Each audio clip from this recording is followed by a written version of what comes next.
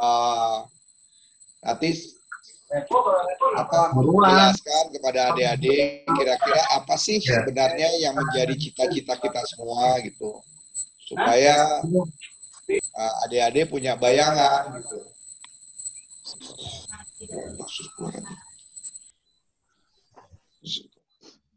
Suaranya tergede. Suaranya pas kok, Pak. Pas ya, masuk ya? Iya, masuk, suaranya pas kok. Oke. Ya, ambil yang pertama. Ini nanti Bapak mau menyampaikan ini ya, Pak, slide-slide ya, supaya bisa dicerna lah gitu. Apa sih kira-kira gitu. Jadi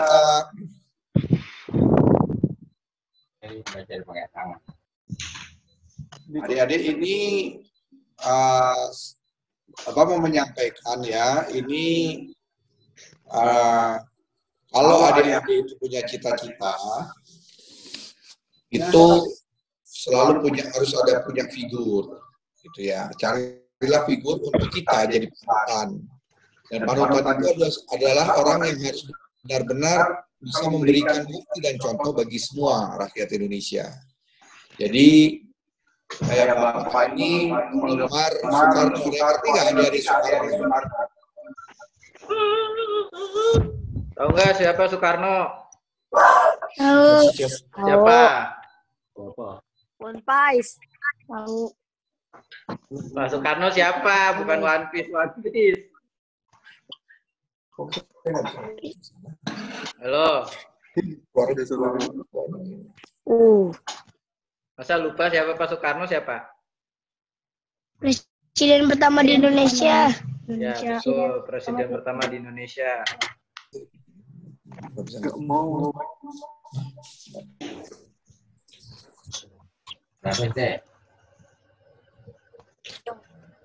Ini ya, parfum dulu.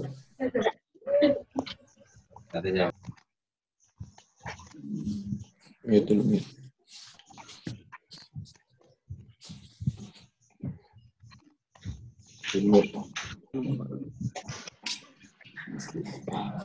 Kasih berisik.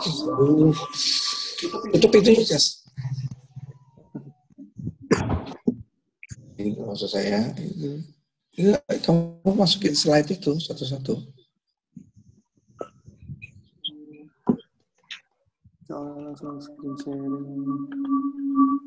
Itu slide-nya kelihatan nggak? Kelihatan Pak penuh. Oh, udah kelihatan ya, udah gitu aja. Udah langsung slide 2, slide 3. Yang satu pertama. Sini tuh saya bikin sendiri. Ini nggak bisa. Oke, jadi suaranya bergema ya tempat saya. Pakai headset kali, Pak? Agak tes. Ya, cukup jernih, Pak. Jernih ya. Jadi adik-adik, Bapak mau menyampaikan sedikit sharing lah kita atau berkontribusi kepada adik-adik semua yang ada di Jakarta. Ini di Meksiko sekarang udah jam 8 malam. Bedanya 12 jam ini. Jadi kalau di Jakarta pagi, di sini kita jam 8 malam, tapi tanggalnya masih hari Selasa. Belum hari Rabu. Oh, malam di sana. Iya, di sini malam. Jadi kalau kelihatan di kamera terang itu karena pakai lampu. Kalau lampunya dimatiin jadi gelap. Oke, jadi sebelum Bapak mau menceritakan, kita harus punya cita-cita. Kalau kata Bung Karno, itu bilang selalu bermimpilah setinggi langit. Jika engkau jatuh, engkau akan jatuh di antara bintang-bintang. Tahu kan ya namanya Bung Karno ya? Ada nggak yang ngefans sama Bung Karno di sini? Ada. Siapa yang ngefans Bung Karno? Saya. Kenapa adik-adik ngefans Bung Karno?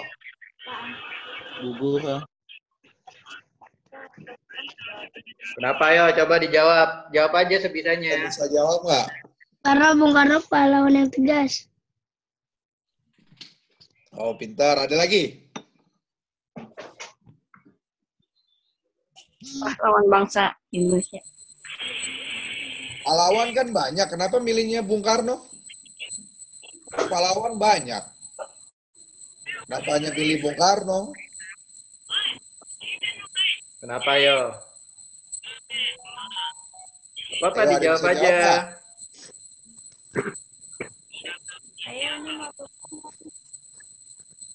Halo? Oke, Jawab, kalau jawab. nanti dicari jawabannya masing-masing ya. Nah, Ya, kalau ya. adik-adik ingin bercita-cita menjadi orang yang menjadi orang hebat, haruslah adik-adik punya figur. Siapa yang akan adik-adik jadikan panutan? Ya. Disitulah sebenarnya Bapak ingin menyampaikan slide 2. Kalau lihat ada gambar ini, slide 2 coba. Itu kita mau jadi yang mana tuh coba? Slide 3. Coba Ripan, ini biasa Pak. Baca komik nih Ripan. Ripan coba ada yang biasa komik apa nih, cerita apa nih yang kedua? Avenger katanya. Ini yang kedua apa nih? Guys, One Piece, One Piece. Tadi Zoro.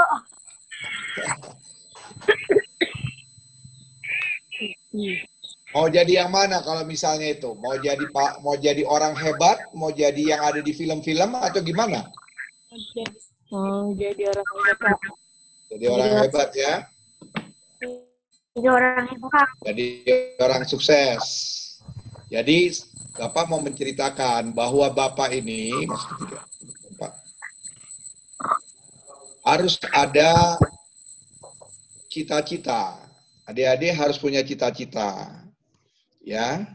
Di dalam mengejar cita-cita tidak ada jalan yang pintas. Harus diingat itu. Semua harus dilalui melalui proses dan pasti akan menghadapi kendala. Maka ketika gagal, coba lagi. Sama aja, kalau ulangan gagal, coba lagi. Ulangan gagal, coba lagi. Ya, jangan pernah putus asa untuk meraih cita-cita. Itu yang Bapak alami ketika Bapak juga dulu untuk bercita-cita menjadi seperti ini, menjadi duta besar. Jadi apa sih duta besar gitu kan? Duta besar itu adalah jabatan yang bertugas ada sesuatu.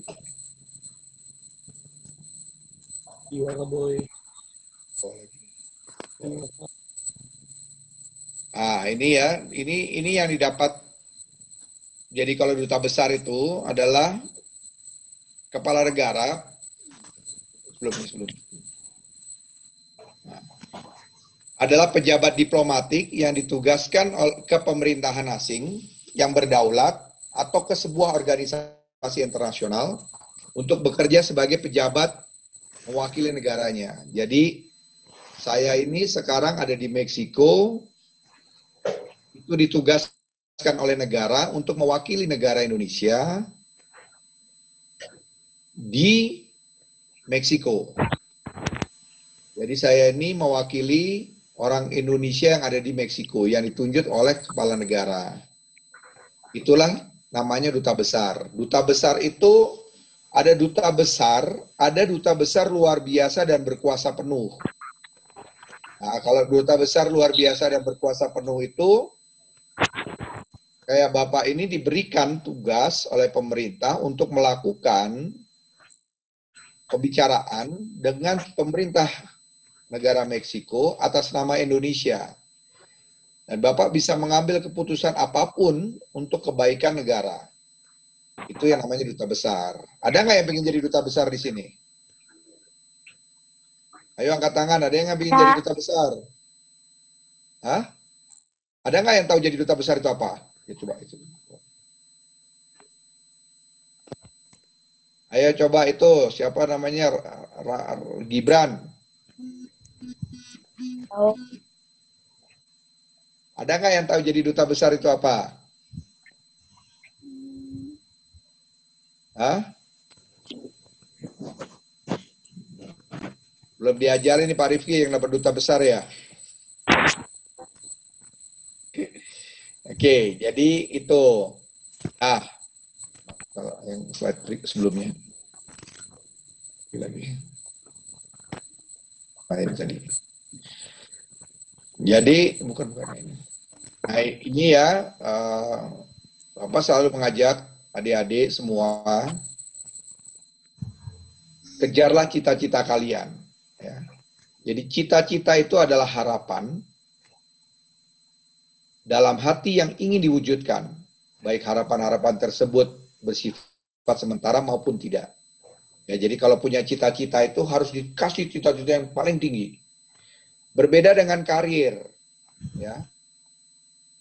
Kalau karir itu adalah suatu proses, ya, pekerjaan yang kita sudah dapat, kemudian kita berkarir untuk mencapai cita-cita itu. Next. Ya, jadi itu ada tangganya untuk mencapai cita-cita itu. Meraih cita-cita dengan proses, maka akan menjadi orang yang sukses dengan matang. Kalau dia berjalan sesuai tangganya,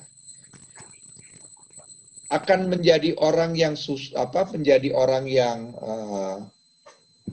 mudah jatuh ketika naiknya itu tidak mengikuti naik tangga.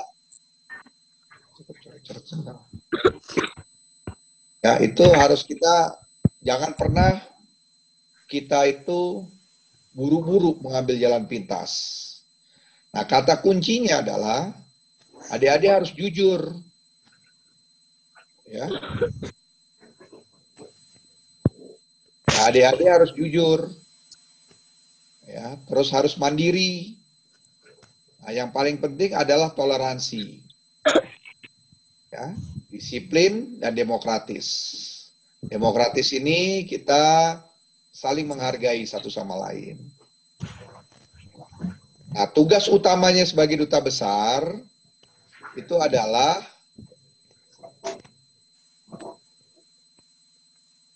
ini, melindungi para warga negaranya sendiri yang sedang berada di luar negeri, merepresentasikan atau mewakili bangsa dan negara sendiri di luar negeri, menyimpulkan dan menyampaikan informasi yang berguna kepada negara, membina, menjaga, menyelenggarakan hubungan yang lancar dengan negara lain. Dan terakhir, menjaga agar kepentingan negara sendiri itu bisa terakomodasi di pertemuan-pertemuan internasional ataupun nasional. Nah, ini yang tugas-tugas utama duta besar. Jadi kalau Bapak sekarang menjadi duta besar ini, Bapak punya tugas-tugas penting ini. Nah, terus apa sih manfaatnya jadi duta besar? Nah, saya mau menceritakan kepada adik-adik bahwa kalau adik-adik punya cita-cita yang tinggi, rajin-rajinlah, sering membaca buku, sering kemudian berkomunikasi dengan semua pihak, dengan orang-orang di luar negeri.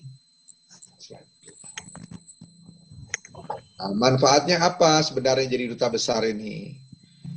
Ya, manfaatnya itu misalnya pertama adalah pergaulan atau pertemanan internasional. Jadi kita punya teman di seluruh dunia. Teman kita nggak hanya di sekolah aja, tapi juga di seluruh dunia. Kedua, apa yang kita dapatkan dari manfaat itu? Cara berpikir kita yang lebih terbuka. Karena kita kenal orang dari berbagai negara, mereka punya budaya sendiri, kita akhirnya mengenal mereka dengan baik. Oh, ada si Badu yang bisa begini, oh ada si Andi yang bisa begini, gitu ya.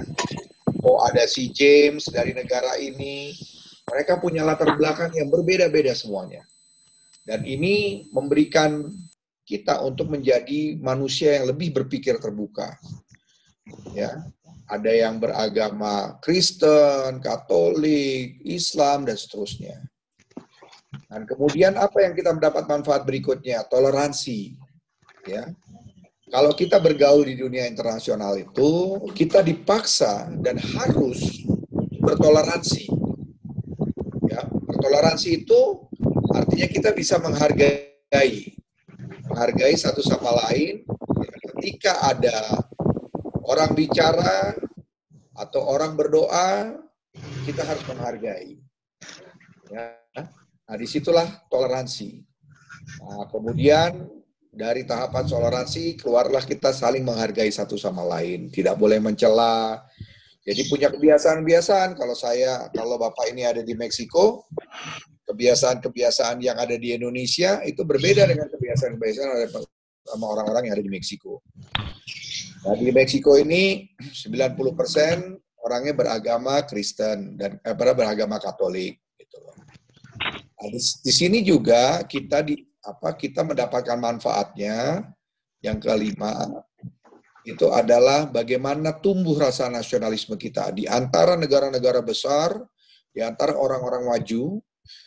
Kita itu bukan sebagai bangsa Indonesia, bukan sebagai bangsa yang kecil. Ya, jadi kita ini adalah bangsa besar. Kita berpenduduk 270 juta jiwa. Kita beraneka ragam budaya. Kita punya punya cerita, punya pulau sebesar sebanyak 17.000. Agama kita banyak. Itu orang-orang di luar negeri itu melihatnya suatu hal yang luar biasa. Ya. Dan saling menghargai satu sama lain. Nah, kemudian tumbuh rasa nasionalisme kita, tumbuh rasa kita bahwa bangsa Indonesia ini adalah bangsa yang hebat. Yang terakhir adalah kita diajak selalu berpikir positif. Ya, disitulah manfaat-manfaatnya kalau kita bergaul di dunia internasional. Jadi adik-adik, seperti yang tadi Bapak sampaikan, gantungkanlah cita-cita kalian setinggi-tingginya. Ya. Kalau kata Bung Karno, ketika kalian jatuh, kalian masih jatuh di antara bintang-bintang. Jangan pernah kalian itu takut dengan cita-cita. Memotong semangka menjadi 6 bagian sama besar satu potong. Untuk itu, mulai sekarang kita harus bisa berubah. Kalian pasti bisa untuk melakukan itu. Tidak ada yang tidak bisa. Ya. Itu slide yang Bapak ingin sampaikan supaya adik-adik tahu, masuk ke situ semuanya. Adik-adik supaya tahu bahwa yang kita inginkan adalah kita semua bisa saling berkenalan di sini, bisa saling memberikan manfaat satu sama lain. Nah, Pak Guru kemarin menyampaikan ke Bapak, apa sih yang bisa ditularkan kalau adik-adik punya cita-cita di sini?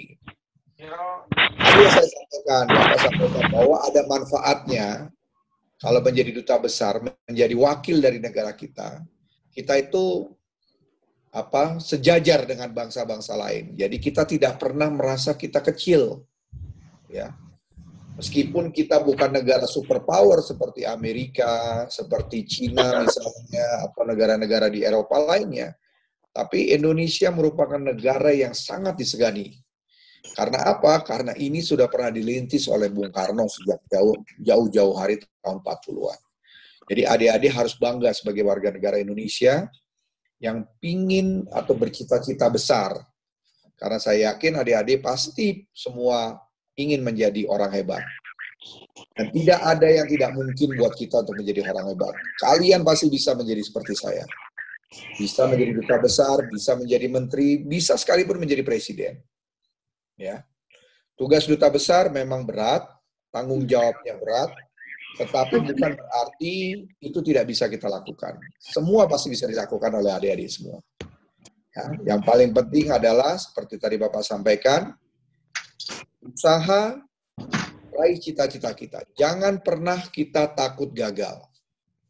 Itu kuncinya. Jangan pernah kita takut gagal. Ketika kita gagal, kita bangkit lagi. Ketika kita gagal, kita bangkit lagi. Ya. Jangan pernah kita kemudian pasrah. Karena kita sudah gagal berkali-kali, sudah kita pasrah. Nggak boleh. Ya. Bangsa kita ini bangsa yang dilahirkan dan berada dalam proses perjuangan yang panjang. Adik-adik nanti bisa suatu ketika bisa menjadi seperti saya. Bisa menjadi seperti Bapak gitu ya. Dulu juga waktu Bapak masih seumuran adik-adik juga punya cita-cita seperti kalian. Ya alhamdulillah sekarang cita-citanya bisa tercapai. Ya berkat apa? Ya berkat perjuangan. Tidak ada cita-cita yang bisa diraih dalam sekejap. Semua cita-cita diraih dalam proses. Ya, jadi kalau adik-adik pernah dengar peristiwa reformasi, ya Bapak pernah ikut peristiwa itu. Bagaimana peristiwa reformasi itu terjadi. Hari ini kita bisa bisa sekolah lewat Zoom. Bapak nggak ada nih yang kayak begini. Bisa kita ketemu begini gitu loh. Kalau ada penyakit ya udah nggak sekolah deh berbulan-bulan gitu. Tapi kan kita nggak mau. Nah di sini sebenarnya keberuntungan bahwa semakin hari adik-adik dilahirkan di zaman apa ini, istilahnya apa, generasi Z hari ini ya, Gen Z yang sudah maju, sangat maju. Maka kita tidak boleh ketinggalan. Cara berpikir kita tidak boleh lokal. Cara berpikir kita harus internasional. Ya, bergaullah dengan semua orang, belajarlah dari semua orang, ya, supaya kita menjadi orang hebat. Nah, untuk menjadi orang hebat, jangan pernah lelah untuk belajar, jangan pernah lelah untuk bergaul, jangan pernah takut gagal. Itu kata kuncinya. Yang tadi disampaikan, harus berani jujur, berani mandiri, dan integritas. Ya, harus punya itu di dalam jiwa kita, supaya adik-adik punya harapan untuk meraih cita-cita. Karena banyak sekali generasi sekarang ini cita-citanya terlalu rendah. Kita cukuplah pengen jadi seorang ini, gitu ya, seorang itu, gitu. Jadi menurut saya kalau bisa kasih cita-cita yang tinggi, jangan pernah takut gagal. Apalagi semua sudah terdidik, ini pada ikut pramuka, ya kan? Nah, ini harus punya tanggung jawab. Gitu. Jadi itu yang Bapak bisa ceritakan sedikit. Terus apa sih tugas duta besar tadi sudah disampaikan. Kenapa dipilih di Meksiko? Bapak tidak pernah meminta untuk ditempatkan di sini oleh negara. Bapak di sini juga karena perintah. Ya. Bapak ini ikut partai. Bapak bukan seorang duta besar yang datang dari karir. Ya. Bapak seorang duta besar yang datang dari jalur politik. Bapak ini ikut partai, orang partai. Jadi kalau apa kata perintah atasan, jadi itu yang bisa saya sampaikan, Pak Guru Rifki. Untuk mau dibuka tanya jawab, monggo silakan. Kalau ada yang mau tanya, mau bertukar pikiran, Bapak lebih senang kalau kita tanya jawab, ya. Kalau kasih penjelasan. Iya betul, Pak. Mungkin aja lebih. Ngantuk nanti, Pak. Ya. Boleh, Pak, boleh anak-anak, siapa yang mau nanya duluan? Saya. Aisyah. Kalau saya lagi di luar negeri, terus saya kecopetan paspor hilang dan KPI. uang hilang, bagaimana ya Pak? Saya lapor ke KBRI. Ya, datang dong ke KBRI. Datang, nanti kita antar ke mana? Ke kepolisian untuk surat hilang. Nanti kita bantu. Tapi biasanya kalau orang ada kehilangan, semua langsung datang ke KBRI. Kalau kehilangan paspor, nanti KBRI yang menyiapkan paspornya. Kedutaan Besar Republik Indonesia yang ada di Meksiko atau ada di negara-negara itu, di luar negeri, yang pasti akan membantu. Biasanya seberapa sering sih, Pak, yang kehilangan itu, Pak, kalau di KBRI? Kalau tergantung ya, kalau negara itu banyak warga negara Indonesia, kayak di Hong Kong itu kan orang Indonesia banyak di sana, di Malaysia banyak, kemudian kayak di Arab banyak, atau di Amerika misalnya kan penduduk warga negara Indonesia banyak. Mungkin frekuensi orang yang hilang cukup lumayan ya, cukup lumayan gitu. Tapi ya itu bukan persoalan yang sulit untuk kita bisa dapat bantuan dari KBRI, karena tugas KBRI atau tugas kedutaan itu adalah membantu warga negara Indonesia yang tinggal di luar negeri. Itu adalah tanggung jawab kita. Antara lain yang memberikan perlindungan terhadap hal-hal seperti itu. Ya, ada yang nanya lagi nggak anak-anak? Pak, kalau duta besar itu kerjanya berapa tahun? Kalau duta besar kerjanya 4 tahun. Kerjanya 4 tahun, nanti dia selesai, dipanggil oleh negara untuk pulang, diganti yang lain. Rata-rata sekitar 3 atau 4 tahun, paling lama 5 tahun. Tergantung situasinya dan tergantung kebutuhan negara dan juga tergantung kemampuan kita. Nah, bisa juga itu baru setahun dipanggil karena misalnya hubungan kita putus gitu, hubungan diplomatik putus gitu ya dengan negara tersebut, terus pemerintah bisa panggil kita suatu waktu untuk pulang. Tapi pada umumnya rata-rata 3 dan 4 tahun. Itu Kimiko mau jadi duta besar? Enggak. Nggak mau. Kenapa? Dulu Bapak kuliah di mana? Maunya jadi pilot, Pak. Jadi Oh, pilot jadi wanita. pilot. Mau keliling negara ya? Ya, Mar, mau nanya apa, Mar? Dulu Bapak kuliah di mana, jurusan apa? Oh, saya dulu kuliah di ekonomi. Saya kuliah di ekonomi, jurusannya pemasaran. Apa? Lanjut, Pak, lanjut.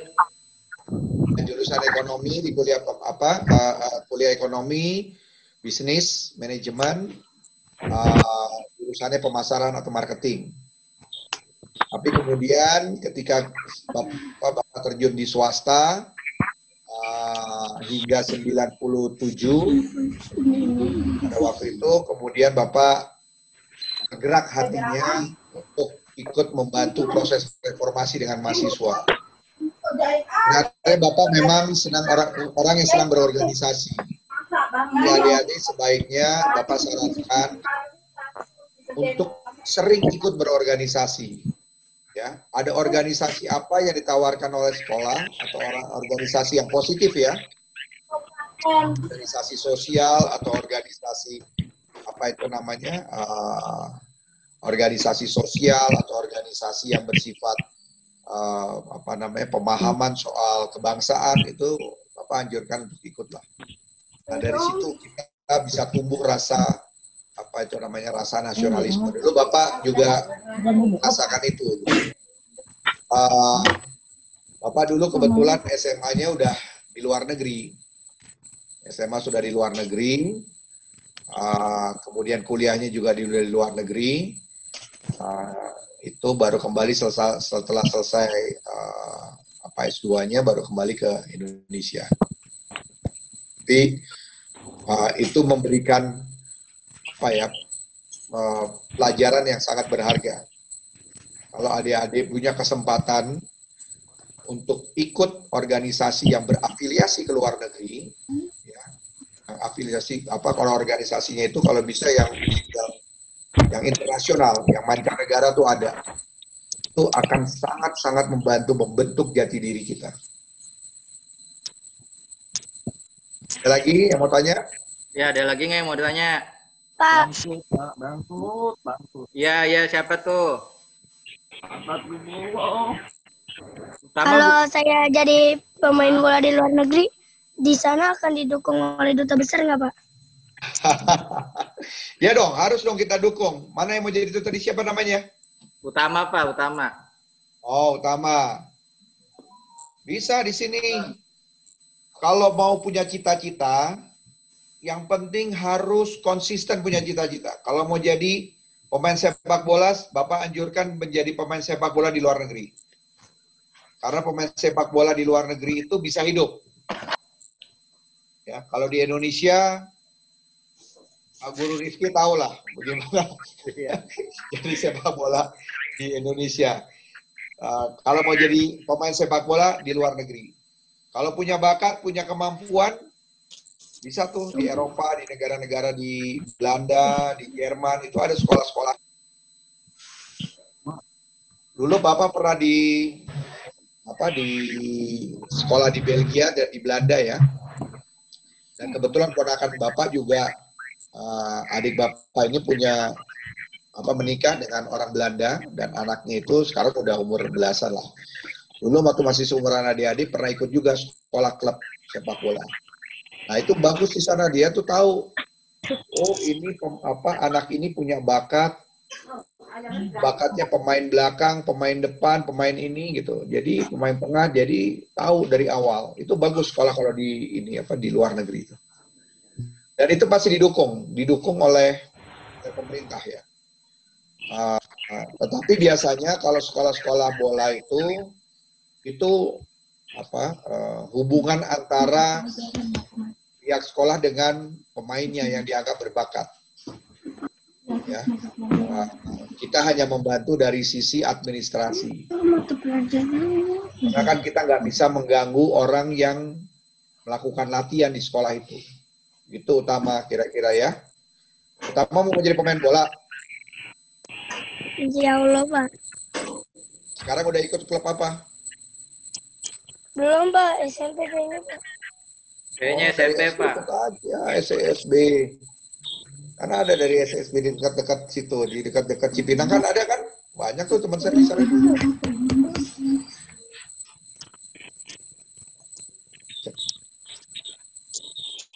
Ya, ada lagi yang mau nanya, Raisa kali nanya.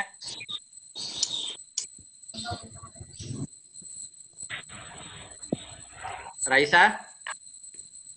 Raisa dinyalain suaranya Raisa. Ayo, atau yang lain mau nanya? Ayo, siapa yang mau tanya? Silakan.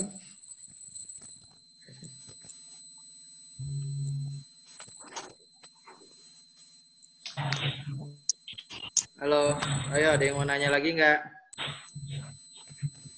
Ini udah berapa lama nih belajar lewat Zoom ini? Dari 16 Bapak Maret, sudah Pak. menjadi duta besar berapa tahun, Pak? Oh, udah berapa tahun, Pak, jadi dubes, Pak? Oh, saya baru 1 tahun. Bapak baru 1 tahun. Baru datang itu Maret tahun lalu, 2019. Jadi masih ada 3 tahun lagi di sini, baru pulang. Di sini juga Bapak sama anak-anak Bapak. Ada yang masih seumuran kalian juga kelas 6 SD. Tapi baru lulus ini. Ini kelas 5 atau kelas 6 ya? Kelas 5, Pak. Oh, kelas 5. Tahun depan kelas 6 dong. Bulan depan, Pak. Panggil si Cesan. Bapak kenalin sama anak-anak Bapak. Itu juga belajar bahasa di sini. Cuman ya gitu. Pertama-tama sulit. Sampai sekarang juga masih sulit. Cuman ya karena ikut orang tua jadi mau nggak mau harus belajar terus.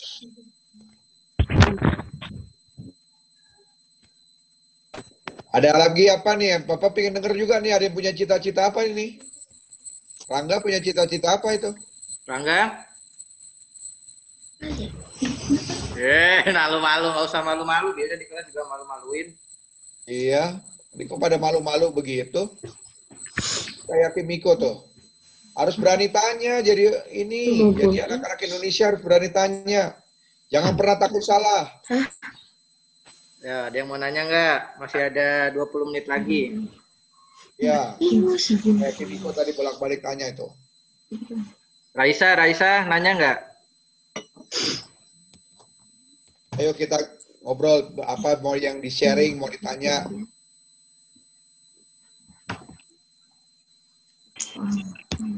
Sini, Sis. Sini. Apa sini. Sini, Jess. Sini, Papa masuk. Enggak apa-apa aja, ya, Bapak. Ini ada mau kenalin anak Bapak ya. Ini anak Bapak nih. Ini Gede kelas banget badannya. Kelas 6 ya. Tingginya udah berapa, Pak? Hah? Tingginya berapa itu, Pak? Enggak tinggi-tinggi banget. Ini kelihatan saya aja yang duduk kelihatannya. Oh iya. Ini anak Bapak nih, kelas 6 nih. Nah, Tapi sekarang udah lulus, sekarang masuk ke SMP. Baru lulus tahun ini. Lulusnya juga online. lulus online ya. Iya. Nggak tahu nih anak-anak lulusnya online apa enggak nih tahun depan. Ini anak-anak udah naik kelas semua kan? Kelas 5? Semua pasti naik, Pak. Soalnya nurut-nurut lah anak-anaknya ya. Nurut ya. Kalau nggak nurut nggak dinaikin, Pak. Iyain aja. Itu anaknya kelihatan pinter-pinter kok. Pinter ngebohong, Pak. Pinternya macem-macem, Pak. Oh gitu ya. Ada lagi yang mau tanya, yang mau bertukar pikiran? Nah, lagi pada mikir kali ya.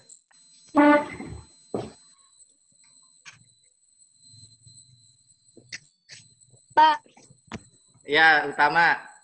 presiden di Meksiko namanya siapa, Pak? Namanya Andrés Manuel López Obrador. Atau disingkat dipanggil AMLO.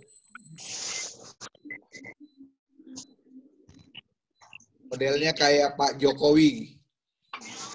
Maksudnya gayanya suka menemuin rakyat, suka menemuin teman-temannya, masyarakat di bawah gitu. Namanya AMLO. Kalau singkatannya AMLO, jadi Andrés Manuel López Obrador. Baru dipilih tahun 2018 yang lalu. Di sini masa jabatan presiden 6 tahun. Jadi baru selesai nanti tahun 2024. Jadi mulainya 1 Desember 2018 sampai tambah 6 tahun 2024. Tapi nanti biasanya pemilihan lagi tahun 2023. Sudah pemilihan buat presiden yang baru. Cuman di sini jabatan presiden itu cuma satu periode. Kok bisa gitu, Pak? Nggak boleh perpanjang? Nggak boleh. Jadi setiap 6 tahun sekali ganti presiden. Kayak presidennya di sini kan ini Meksiko sudah merdeka itu sejak tahun 1856. Jadi hampir 200 tahun umurnya ya. Dulu siapa yang jajah, Pak? Berapa? Yang jajah dulu. Siapa yang jajah Meksiko, Pak? Meksiko itu adalah negara jajahan Spanyol. Makanya bahasanya di sini bahasa Spanyol.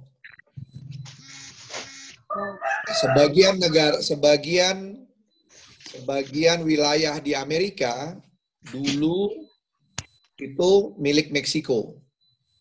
Jadi Meksiko ini negara yang cukup besar.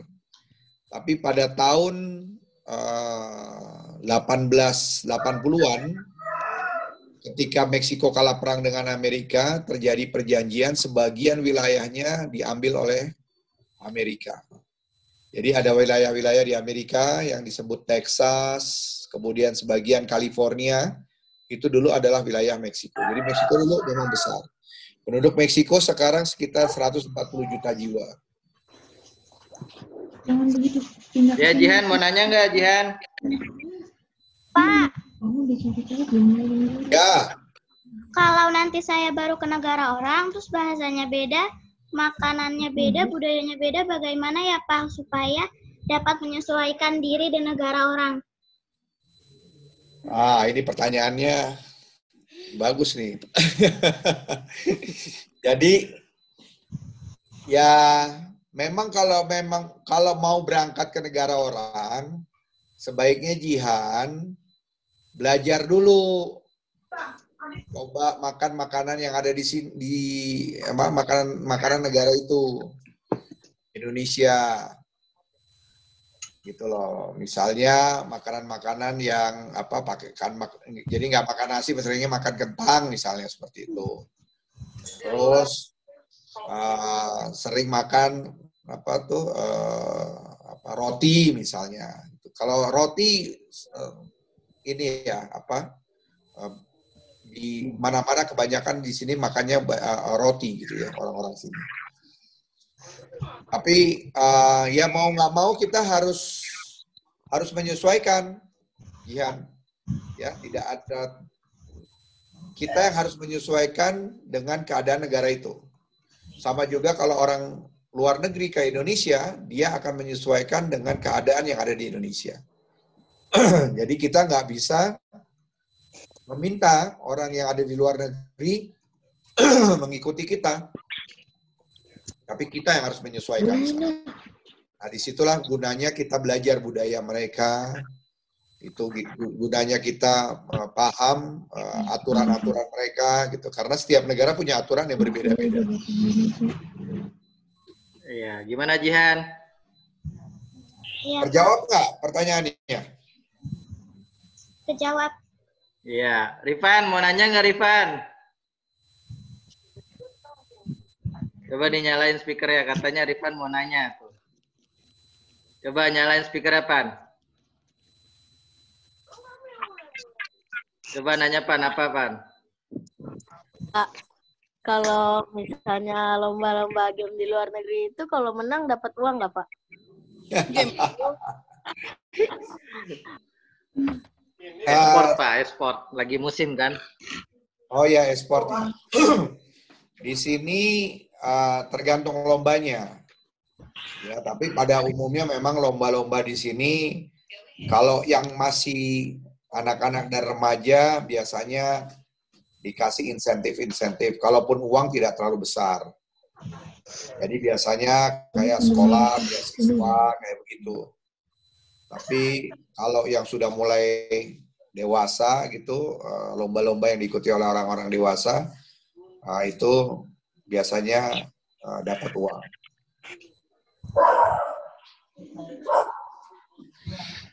Bang, kalau masih kecil gak dapat uang, Pak. Dapat dari Kalau tergantung lombanya, tapi rata-rata umumnya sih ya nggak terlalu banyak kalaupun dapat uang. Biasanya tuh lomba-lomba kalau di Meksiko ya, saya nggak tahu di negara lain. Tergantung negaranya, kayak beda-beda ya.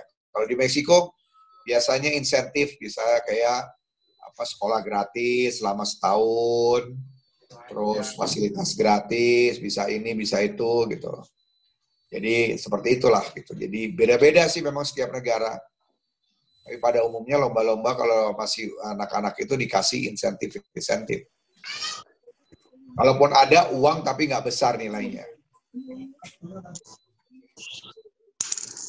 Ya terlalu besar lah kalau ada. Oh ya Pak, ini dari saya Pak. Kan kalau KBRI kan suka ngundang artis-artis apa ya?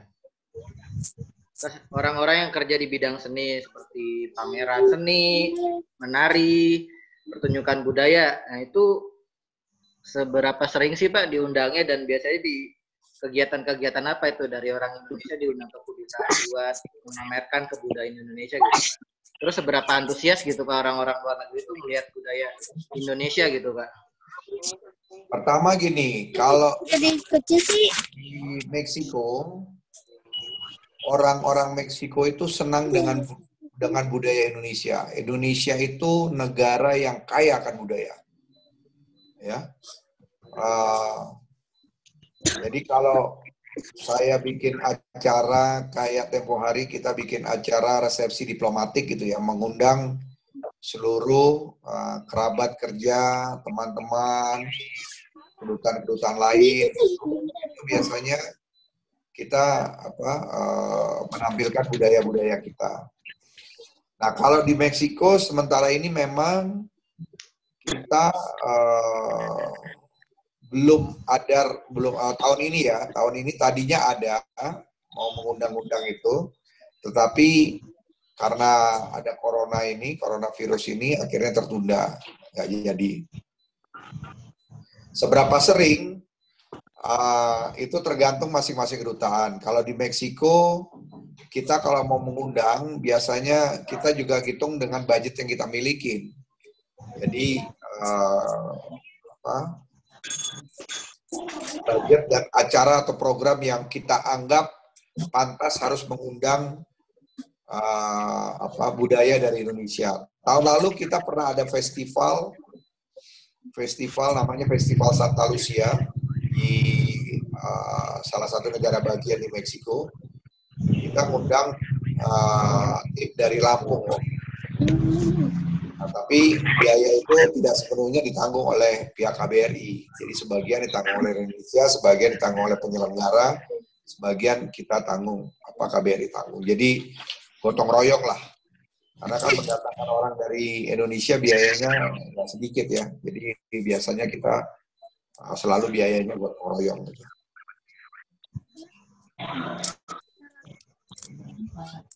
Oke, ada yang mau nanya lagi nggak? Enggak.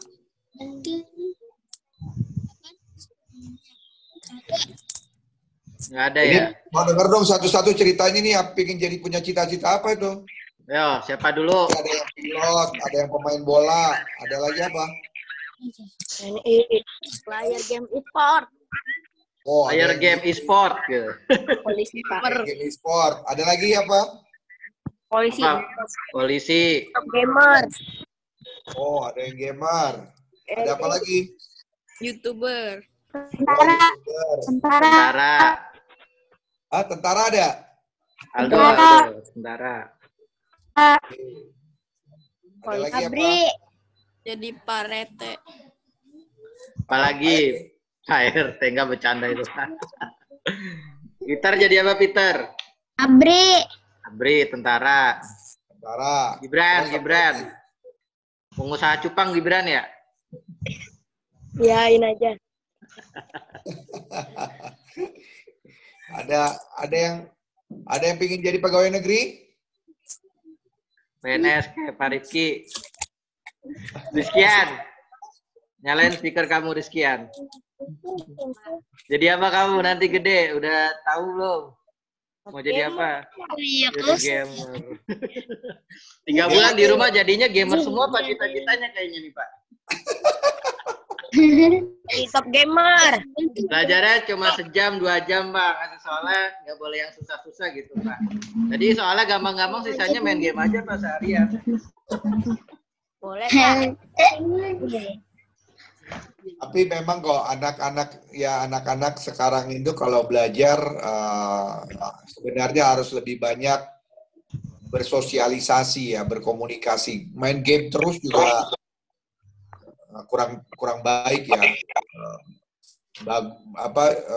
Baik tapi menurut saya harus dikomunikasikan dengan berkomunikasi antar teman, saling menimba ilmu, belajar berorganisasi, untuk berani tampil kepada dalam forum-forum gitu.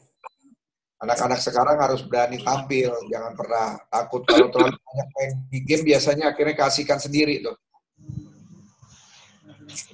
Tapi ya nggak ada salahnya, cuman ke depan sebaiknya harus dipikirkan punya cita-cita yang lebih besar dari itu, hanya sekedar gamer.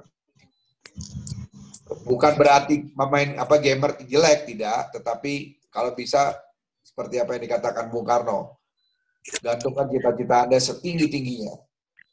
Kalau jatuh, antara jatuh itu di bintang-bintang. Itu kata-kata Pak Soekarno atau Bung Karno yang selalu dulu Bapak camkan di dalam hati Bapak ya. Karena kalaupun kita jatuh, kita tidak jatuh terlalu jatuh. Tapi kalau kita punya cita-cita yang rendah ketika kita jatuh, biasa orang seringkali putus asa setelah itu. Makanya adik-adik jangan menggantungkan cita-cita yang terlalu rendah. Karena tidak ada yang tidak mungkin untuk kita tidak bisa kerjakan. Semua pasti bisa kita kerjakan. Sama-sama makan nasi, sama-sama dikasih mata, pikiran, ya kan? Dikasih tubuh yang sehat. Orang yang tubuhnya nggak sehat aja bisa sukses. Nah, kita kenapa nggak bisa yang sukses? Kan? Jadi beruntung adik-adik bisa hidup sehat, ya, meskipun tidak kaya raya, tapi hidupnya cukup, ya, bisa sehat. Menurut saya kita harus syukurin, dan kita harus berani berkompetisi mencapai cita-cita yang besar. Jadi jangan pernah takut dan jangan pernah berpikir bahwa kita tidak bisa. Kalau ada kemauan pasti bisa. Harus dicanangkan dari sekarang. Nanti kalau enggak, kita akan suka bingung. Karena gini, semakin adik-adik nanti semakin remaja, semakin dewasa, dari sekarang masih anak-anak, kemudian remaja dan dewasa, itu biasanya akan banyak lagi masukan, informasi dan seterusnya. Kadang-kadang nggak fokus dengan cita-cita yang kita ini.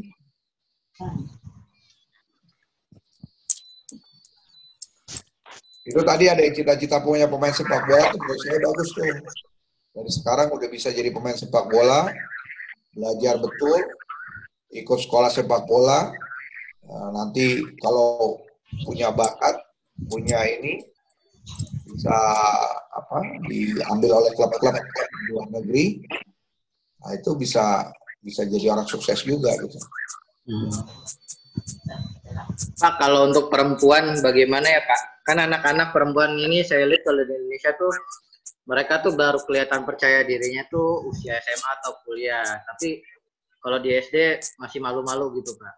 Sementara kan nanti mungkin kalau nanti kita negaranya sudah maju kan, peluang kerja perempuan itu bakal disamakan dengan laki-laki, Pak. Begitu, Pak. Jadi gimana ya, Pak? Biar anak-anak perempuan ini dari mulai SD tuh sudah mulai berani gitu, mengungkapkan pendapat, bertukar pikiran, bagaimana ya, Pak? Ya, pertama yang seperti tadi Bapak bilang, jangan pernah takut, mau itu takut salah, takut kalah. Ya. Kalau di luar negeri, memang perempuan tidak lagi menjadi di belakang laki-laki. Ya, tidak selalu diberikan tempat di belakang. Kesetaraan antara perempuan dan laki-laki di luar negeri sudah sangat kental ya. Hak asasi perempuan itu sangat benar-benar dijunjung di luar negeri. Khususnya di negara-negara yang kayak di Meksiko. Di Meksiko di sini nih kalau kita haid itu dikasih izin cuti. Kita melahirkan dikasih izin cuti lama gitu. Jadi kesetaraan itu diberikan untuk perempuan. Dan banyak sekarang perempuan-perempuan yang menjadi pemimpin di negara-negara seperti Meksiko. Meksiko ini meskipun umurnya sudah lama, sudah tua, cuman negara yang sudah hampir 50 tahun belakangan ini, hampir 100 tahun lah belakangan terakhir ini, sudah sangat demokratis gitu loh. Jadi kesejajaran itu ruang kerja, ruang ilmu itu diberikan untuk laki-laki dan perempuan sama. Nah, tinggal memang menurut saya baik laki-laki maupun perempuan, terutama perempuan lah ya, yang saya lihat di sini tuh berani mengungkapkan sesuatu. Itu yang menurut saya harus kita belajar dari warga negara asing. Dia tidak pernah takut salah. Sekalipun salah, dia tidak pernah takut diejek. Ya. Salah benar itu persoalan lain, tapi dia berani mengungkapkan. Mau tanya, mau kasih usulan, mau kasih ide, itu perempuan-perempuan sini begitu agresif untuk melakukan itu. Jadi jarang sekali perempuan-perempuan di Meksiko ini yang malu-malu begitu ya. Kalau dia mau tampil nyanyi ya dia izin, saya mau nyanyi dong gitu. Meskipun suaranya nggak enak gitu, tapi ya dia nyanyi aja, nggak ada masalah. Mau orang bilang itu nggak enak apa nggak enak, tapi dia suka nyanyi, dia nyanyi. Jadi itu contoh-contoh kasus yang menurut Bapak itu patut kita contoh gitu. Saya bisa mengambil kesimpulan bahwa dia tidak pernah takut.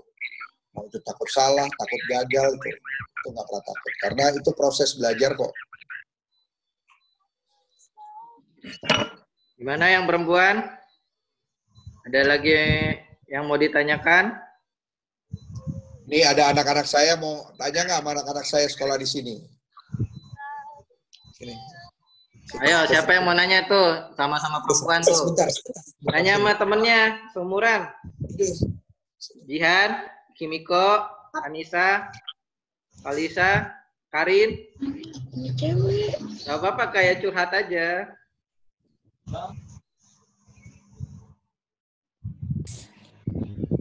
Ayo nanya. Mau tanya sama anaknya Bapak nggak? Nih ada mau tanya soal sekolah apa gitu. Miko nanya, coba Kimiko.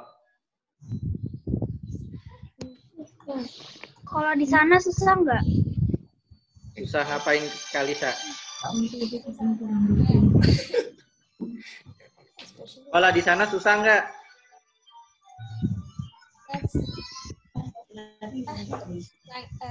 Bahasanya harus diingatin. Jadi suka nggak sekolah di sini? Suka. suka. Oh. Susah katanya sekolahnya, tapi ya mau nggak mau harus ikut bapaknya gimana? Nggak ada pilihan lain. Iya. Pak. Emang mamahnya kemana, Pak? Mamanya ada lagi mau makan itu. Di sini kan udah malam, udah jam 9. Mau jam 9 malam. Tapi di sini kalau malam ini baru kelihatan malam di atas jam 7. Jam 7 baru maghrib, baru gelap.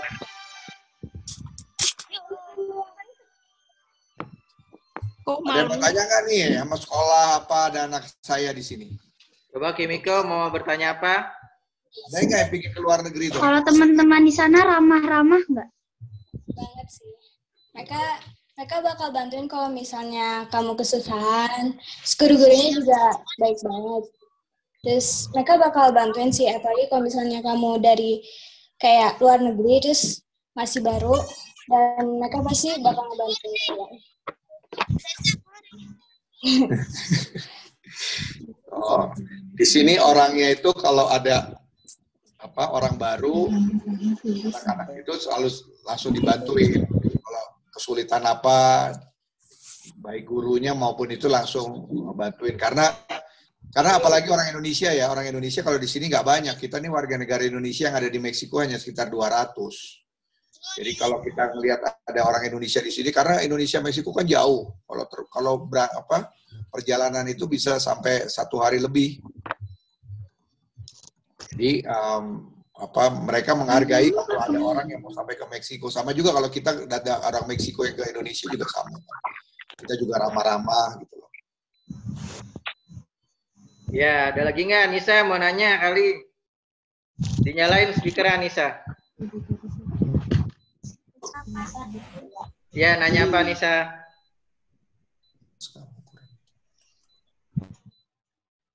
Ini pantaran senyum-senyum aja. Di semua nih, tapi ini kakak kelas 6 baru lulus, bentar lagi kelas 7, karena kan kelas 5 naik kelas 6 ya. Habis ini naik kelas 6 kan? Iya, Pak. Iya, Pak. Tahun depan kan ujian, enak. Untung aja bukan angkatan tahun ini. Kalau nggak ujiannya online nanti ya. Iya, Pak. Yang angkatan tahun ini udah pada lulus semua? Sudah, Pak. Nah, kalau sekarang bedanya, biasanya kan kita tinggi-tinggian nilai itu kalau dari SD SMP. Kalau sekarang sama kayak anak umur 6 tahun masuk SD, pakai tinggi-tinggian umur sekarang, Pak. Oh, tinggi-tinggian umur? Iya, sama. Sekarang semua masuk SMP SMA sama seperti naik masuk SD di tinggi-tinggian umur. Itu bobotnya 50%, Pak. Nah, kalau yang nilai itu masih ada tapi kecil, Pak, cuma 30%, sisanya afirmasi. Dia tenaga kesehatan, dia pegawai misalnya pasukan oren yang suka-suka bersih-bersih gitu, Pak. Justru sekarang umur yang menentukan, Pak.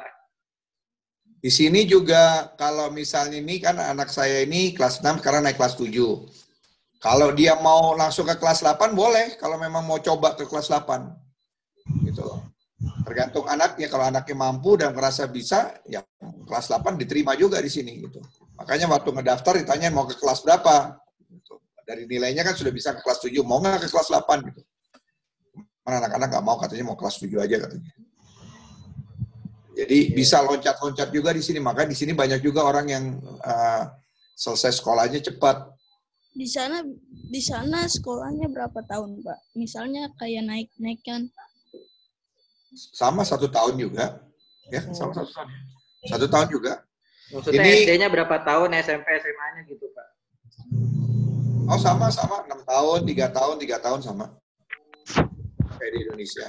Cuman ya itu tadi, bisa loncat-loncat dari kelas 6 bisa naik kelas 8, bisa kalau mau naik kelas 10 gitu. Kalau kita mampu ikut pelajaran kelas 10 diizinin gitu. Berarti umur muda udah bisa kerja ya, Pak? Bisa. Di sini rata-rata orang ya umur 17, 18 sudah lulus. Ya 17 lah ya, 17 itu udah 18 ya, paling lama 18 udah lulus SMA. Udah gitu mereka udah langsung apa tuh namanya? Ya, udah gitu langsung ada yang udah banyak bantu orang tuanya gitu.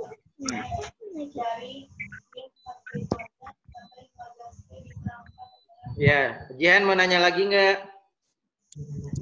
Kalau murid di sana, uang jajannya berapa? Tanyain. Banyak. Aku nggak tahu kalau teman-teman aku, cuman Ada dua. Ada 2 Ada kantin. kalau di sekolah aku kita ada tempat kalau misalnya belum dijemput ada tempat untuk makan, ada kafeterianya, terus ada tempat untuk jajan-jajan juga sih. Berapa uang jajannya? Wah, nggak tahu ya. Berapa ya? Makanan di situ berapa di kantin? Murah mahal? Nggak tahu berapa, saya nggak tahu. Anak saya nggak pernah jajan di kantor, apa di ini sih, makannya bawa dari rumah. Jadi nggak pernah tahu dikasih uang jajan berapa. Karena dari rumah bawa makanan dari rumah, nanti makan di sana, pulang juga bawa makanan makanan pulang di rumah, makan di rumah. Jarang jajan, anak-anak juga. Tapi di sini 1 peso itu berapa rupiah? 800 rupiah. Bukan pisau ya, anak-anak peso. Mata uangnya di sini namanya peso. Kalau di Betawi peso pisau, Pak.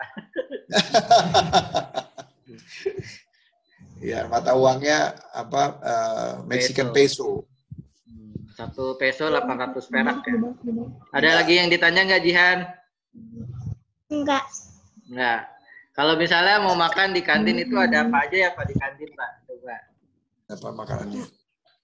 Banyak banget, cuman makanan Meksiko sih. Makanan Meksiko tuh kayak tacos, enchiladas, itu enak banget sih. Enakan mana sama masakan Indonesia? Anak-anak sudah ketagihan masakan Meksiko, kayak tacos, enchilada, kayak gitu udah enak. Suka enak makanannya enak, memang nggak apa. Sama lidah kita bisa diterima lah. Kan ada makanan yang susah diterima sama lidah kita gitu ya. Tapi kalau masakan makanan Meksiko sama anak-anak saya sih udah diterima. Iya. Wah, banyak banget tanyanya sekarang, Pak. Udah jam 9. Alhamdulillah nih. Ini rekor, Pak. Biasanya yang masuk 13, 15, sekarang hari ini tadi paling banyak 24. Iya. Waduh, seneng nih bisa ketemu sama adik-adik semua ya. Iya. Kapan-kapan main-main ke Meksiko. Nah, betul tuh. Enak tuh, tinggal beli pesawatnya aja nanti. Nginepnya bisa di KBRI, nggak usah di hotel-hotel. Nginep di rumah Bapak aja sini. Iya, tuh, Bayarin, enak. Pak. Bayarin. Bisa dibayarin. Tapi Gak ada uangnya. Enggak, dibayarin tuh bisa. Kamu harus pinter nari, pinter gambar. Nabung. Kalau pinter nari, pinter gambar nanti diundang sama Kedutaan Besar Meksiko gitu. Ya, harus punya keahlian dong. Ada yang punya keahlian nggak di sini? Ayo, kalian apa? Makanya kalau ikut ekskul tuh serius, jangan nggak mau. Kalau serius kan gampang, Pak. Pak, ada turnamen menang kan ke Meksiko, Pak. Bisa, Pak. Bisa. Pak. Kalau menang turnamen bisa ke Meksiko, Pak. Oh, bisa. Kalau klub apa? Bola, sepak bola ya? Game. Turnamen game. Cuma turnamen, Amar. Kalau game di sini ya mungkin belum di sini nggak sepopuler di Indonesia ya e-sport itu. Di Indonesia kan populer ya, di sini nggak terlalu populer sih e-sport. Orang Meksiko suka olahraga apa sih, Pak? Di sini tuh tinju, sepak bola, terus apalagi ya olahraganya yang sering tuh basket. Voli ada nggak, Pak? Voli, ya. Olahraga yang itu loh, baseball, yang kayak Amerika itu. Renang ada nggak, Pak? Renang ada, gitu. Karate ada. Cuman ya, yang hebat di sini tinju sama sepak bola. Wow, sepak tinju. Ya, kan banyak petinju Meksiko juara dunia. Senam juga banyak di sini. Senam. Tapi mereka senang kalau kita punya keahlian kayak nari apa gitu, mereka senang lihatnya. Ini anak-anak saya kalau saya ada kegiatan itu, anak-anak saya suruh nari. Anak-anak saya kan pada belajar nari kemarin sebelum berangkat ke Indonesia, berangkat ke Meksiko. Jadi mereka bertiga nari semua di sini. Nari apa namanya tarian ini? Tari Bali, tari Jawa gitu. Jadi saya Makanya jarang juga manggil dari Indonesia, Pak Rifki. Karena anak-anak aja hemat budget, Pak. Hemat budget. Anak-anak aja ini kan dioptimalkan. Iya. Karyakan anak-anaknya. Iya. Ini sebelum ditutup, anak-anak buka Google Classroom-nya ya, udah ada nih. Ya, nanti sampai jam 1 mengerjakannya ya. Ya. Oh, udah ada ulangan ya? Ulangan apa? Ulangan tema 7, Pak, sama olahraga. Kita tuh kalau di Indonesia tema, Pak. Jadi kita belajar tema, di tema itu tematik ya, Pak. Di tema itu ada 5 pelajaran. Ada IPA, IPS, SBDP, sama PKN. Pak, itu classroom-nya kenapa, Pak? PAT tema 7-nya dikasih jam berapa, Pak? Sampai jam 1. PJOK-nya sampai jam 2 ya. Jadi yang dikerjain PAT dulu, Pak. Ya, terserah PJOK dulu boleh, PAT dulu boleh. Yang penting selesai. Paham ya. Makasih ya Pak Cepi udah mau sharing-sharing. Terima kasih Pak Rifki atas undangannya dengan adik-adik semua yang ada. Ini SDN mana ya? Cipinang Muara, Jakarta Timur, Pak. Oh, Cipinang Muara, Jakarta Timur. Dekat rumah Bapak di sana juga. Bapak tinggalnya di Jatiwaringin. Cipinang Muara tuh di mana ya? Di dekat itu, Cipinang Muara, bukan? Pondok Bambu, Pak. Daerah situ. Oh, Pondok Bambu ya? Oh, oke. Dekat Banjir Kanal Timur, Pak. Oh, di dekat di jalan itu, di jalan yang Banjir Kanal Timur, bukan? Iya, ya dekat situ, bisa masuk situ. Itu kan ada komplek Cipinang itu kan yang suka kebanjiran tuh. Oh, itu, nah Cipinang Muara tuh anehnya terbelah 2, Pak, gara-gara ada BKT itu, Pak. Ya, kalau kita yang Cipinang Muara yang lebih ke Jatinegaranya, Pak. Oh, yang dekat itu ya, dekat Jalan Baru kan ada Jalan Baru tuh. Iya. Ke penjara ya, penjara Cipinang itu? Iya, daerah situ, Pak. Lebih dekat ke situ. Yang di Cipinang Indah tetap dia kelurahannya Cipinang Muara, cuma kita jadi kebelah gara-gara ada BKT itu, Pak. Ya. Dulu kantor saya di Rawamangun, kalau mau ke Rawamangun lewat Cipinang situ. Iya, jalan tembus ya. Ya, jalan tembus itu kan, terus ada Jalan Baru yang sekarang lewatin selatan itu ya. Apa lewatin apa itu namanya, rel? Ya, flyover ya. Flyover kan? Ya. Iya, betul, Pak. Depan penjara itu. Ya, Pak. Makasih ya, Pak. Ini anak-anak. Terima kasih ya adik-adik ya waktunya. Kita bisa ngobrol-ngobrol di acara sini. Semoga tidak bosan-bosan. Sekali lagi Bapak berpesan, kalian sebagai penerus generasi-generasi Bapak, generasinya Pak Guru, jadilah orang yang punya cita-cita. Sekali lagi jangan pernah takut ya. Mau takut bertanya, takut gagal, takut salah, jangan pernah takut. Salah, gagal, kita kalah itu adalah sebagai proses untuk kita menjadi orang yang sukses. Kalau kita nggak pernah gagal, kita nggak pernah salah, kita nggak pernah kalah, jangan pernah Anda menjadi orang sukses. Jadi orang sukses harus karena mulai dengan biasanya sering kita gagal. Makanya jangan pernah takut. Prinsipnya itu, sekali lagi kepada adik-adik semua yang ada di Jakarta, selamat ulangan, selamat menjalankan tugas-tugasnya, semoga sukses di masa yang akan datang. Sekali lagi terima kasih Pak Rifki, sampai ketemu. Dadah, makasih juga Pak Cepi. Dadah semuanya, mana dadanya? Dadah. Keteknya diangkat. Mari, dadah.